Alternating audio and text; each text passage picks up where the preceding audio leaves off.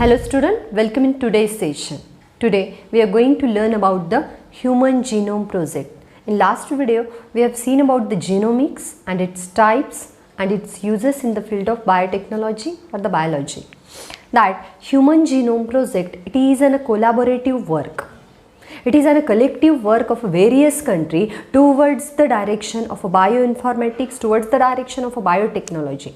It is a molecular biology project in which our total genome is analyzed. आपल्याला माहित आहे की आपल्या सगळ्या बॉडीचे फंक्शन्स हे आपल्या प्रोटीन सिंथेसिसवर चालतात आणि प्रोटीन सिंथेसिस कसं होतं आपल्या DNA वर प्रेझेंट असणाऱ्या जीन्सवरून. The sequence of nucleotide on DNA decides which protein will be formed in the body. Every characteristic it is depending upon the proteins, and protein it is depending upon the genes, and genes they are the sequences of DNA which are really synthesize the protein. You are knowing that some non-transitional regions are there. जे काहीच तयार करत नाही असे ट्रान्झिशनचे region पण असतात mRNA वर. तर जे ट्रान्सलेशन करतात, ट्रान्झिशन म्हटलं मी, जे ट्रान्सलेशन करतात नॉन ट्रान्सलेशनल रिजन्स, दॅट जे ट्रान्सलेशन करतात त्यांचंच प्रोटीनमध्ये रूपांतर होतं. तर सायंटिस्टच्या पुढे हा खूप महत्त्वाचा प्रश्न होता. एक 6 देशाच्या सायंटिस्टनी मिळून ह्युमन जिनोम शोधण्यासाठी एक प्रोजेक्टची निर्मिती केली. अँड दॅट कंट्रीज आर, बघा हा प्रोजेक्ट कुणी उभा केला?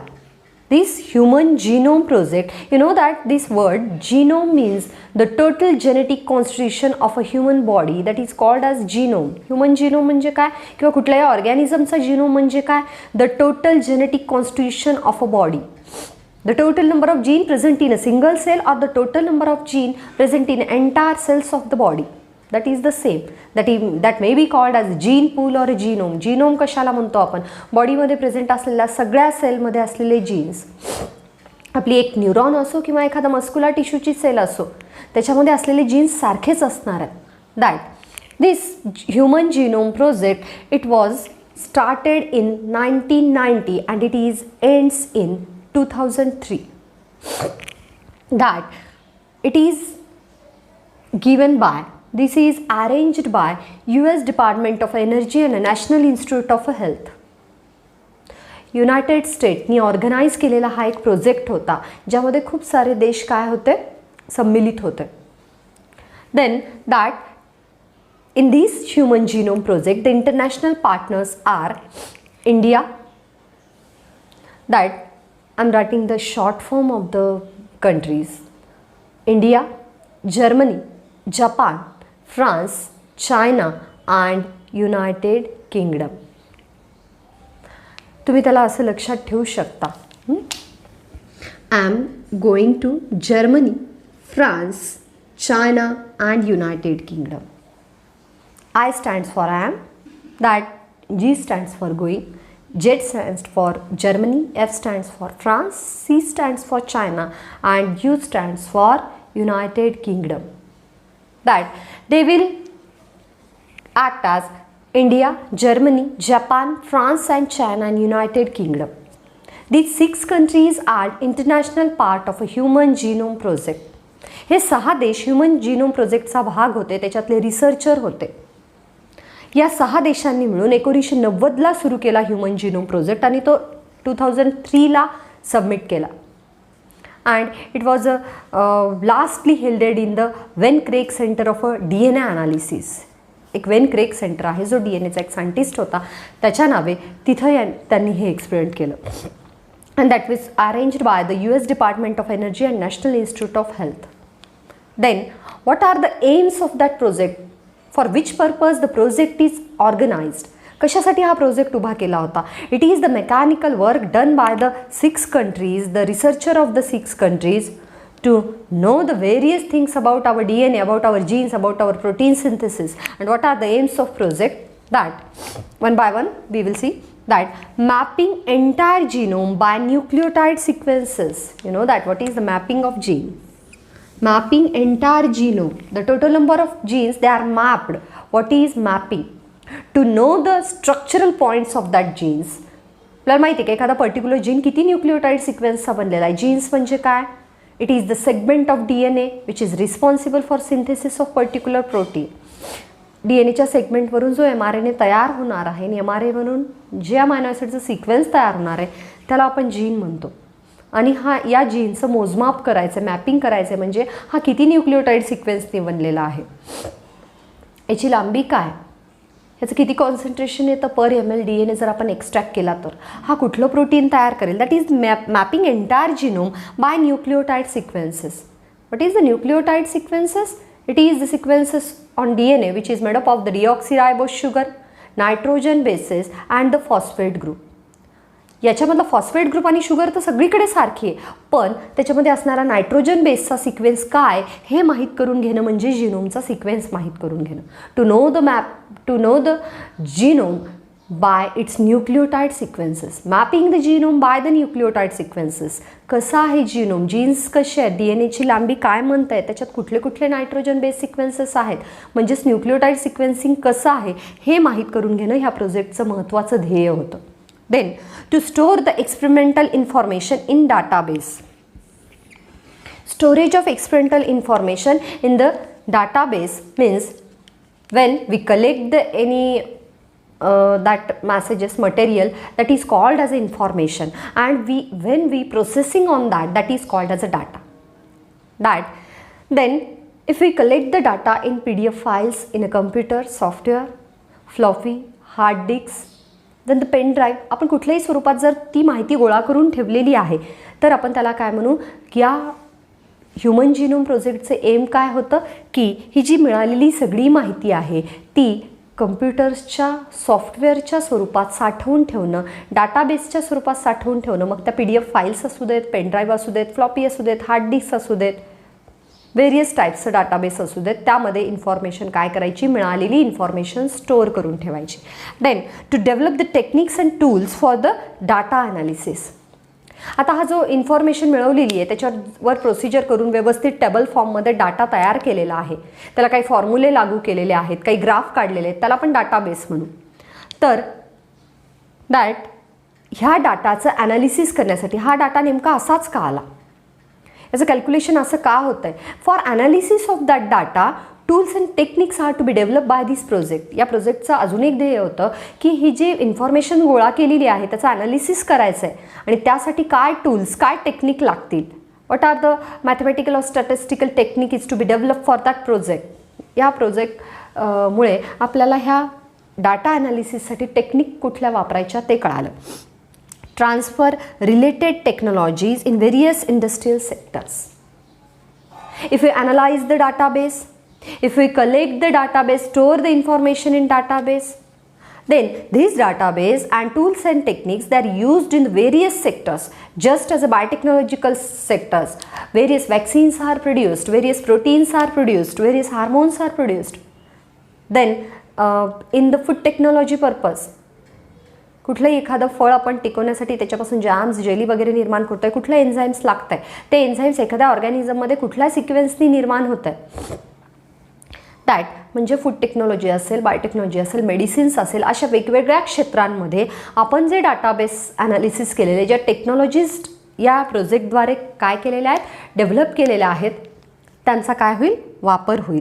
वेगवेगळ्या टेक्नॉलॉजी ज्या इन्व्हेंट केल्या गेल्यात या प्रोजेक्टद्वारे त्या टेक्नॉलॉजीचा इंडस्ट्रियल सेक्टरमध्ये वेगवेगळा वापर होणार आहे. Then taking care of a legal, ethical and social issues from the project. हा जो प्रोजेक्ट आहे याच्यामध्ये जर ह्युमन जिनोम जर शोधायचं आहे तर एखादे देश एखाद्या पर्टिक्युलर हुशार व्यक्तीचं क्लोन निर्माण करू शकतात.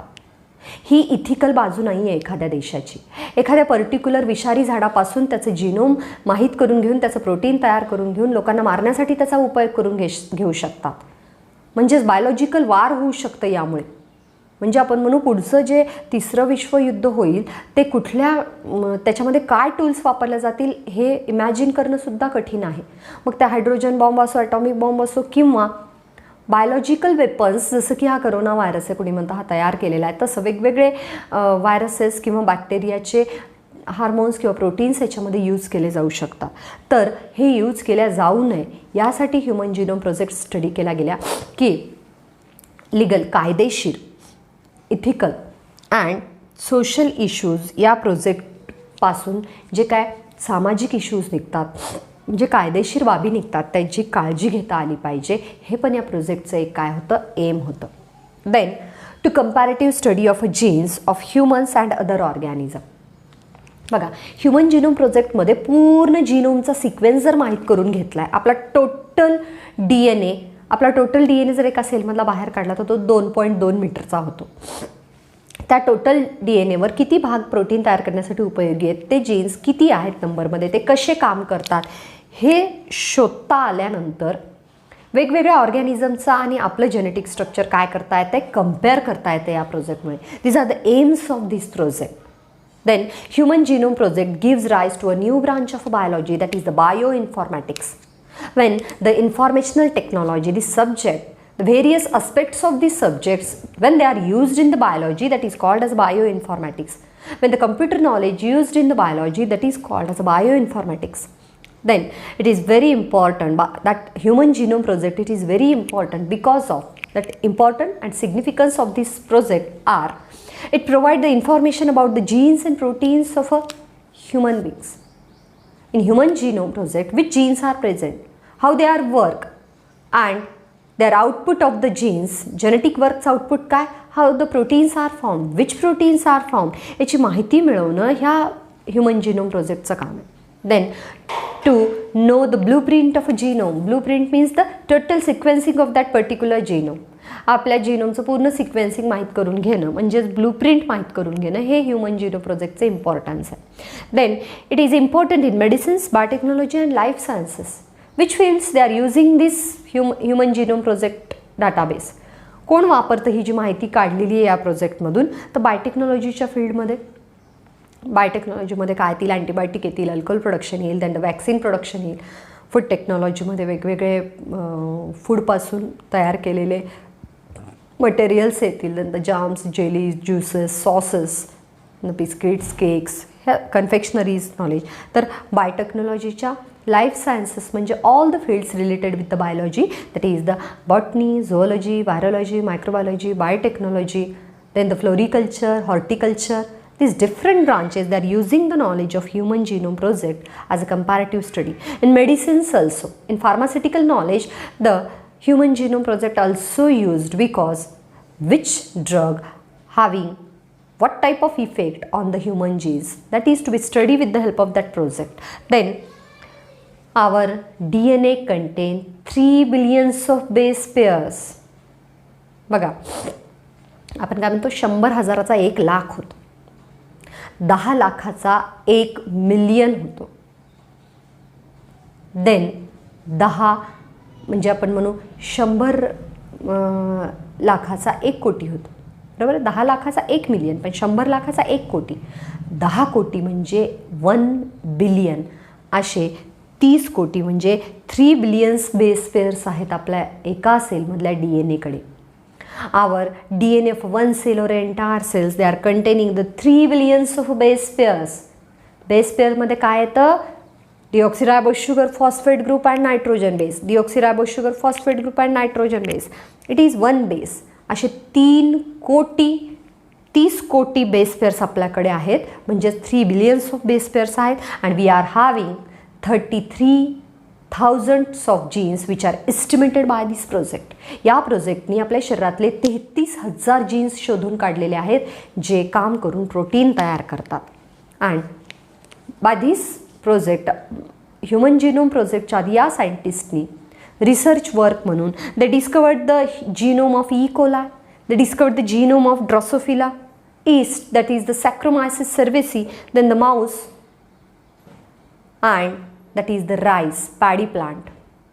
एवढ्या ऑर्गॅनिझमचा जीनोम ह्युमन जिनोमच्या आधी शोधला गेला. They discovered the genome of E coli, drosophila, saccharomyces cerevisiae, rice and the mouse, arabidopsis thaliana. या एका प्लांटचं काय केलं गेलं, ह्युमन जिनोम प्रोजेक्टच्या आधी जीनोम माहीत करून घेतला गेला.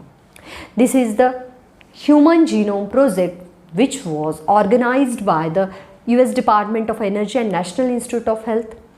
In this project, that Human Genome Organization, that is the UGO human genome ऑर्गनायझेशनद्वारे ऑर्गनाईज केलेला प्रोजेक्ट आहे हा. Then in this organisation the international partners are India, Germany, Japan, France, China and United Kingdom. It started in 1990 and it ends in 2003. And these are the different aims of the project, that is the mapping of genome, then the storage of information in database, to develop the tools and technology for the database analysis, then transfer that technology in the various industrial sectors, then taking care of a legal, ethical and social issues regarding with this project, and comparative study of genome of another organism and genome of human. This project gives rise to the one of the branch of biology that is called as bioinformatics. This uses of the computer or software knowledge in case of a living things. Then it is very important, this human genome project is very important because it analyzes the genes and proteins regarded with humans. It knows the blueprint of a total entire genome of an organism. Blueprint means the total DNA sequences, nucleotide sequences. Then it is very much used in the biotech medicines, that is the pharmaceutical fields, and the life sciences means various branches regarded with that particular biology. Then we are having 3 billions of base pair in our DNA, and the 33,000 genes are estimated in our genome by the various researchers from these 6 countries. Then before human genome project, the genome of E. coli, Drosophila, yeast, that is Saccharomyces cerevisiae, and mouse and rice, they are discovered before the human genome project. This is the one of the collaborative work arranged by the 6 countries, and it is very useful in the phases of various stages of the bioinformatics or the biotechnological era. आजच्या काळात हे खूप गरजेचं आहे की nucleotide sequences एखाद्या DNA ची माहिती असणं. This was the human genome project which I have taught today. That बोर्डाच्या परीक्षेसाठी तुम्हाला याचे एम्स आणि इम्पॉर्टन्स फक्त करायचे. एंट्रन्ससाठी याच्यामध्ये कुठल्या कंट्रीज इन्व्हॉल्ड होत्या आणि त्यांचे again the AIIMS and objective. For today's video this is enough. Thank you student for today's video.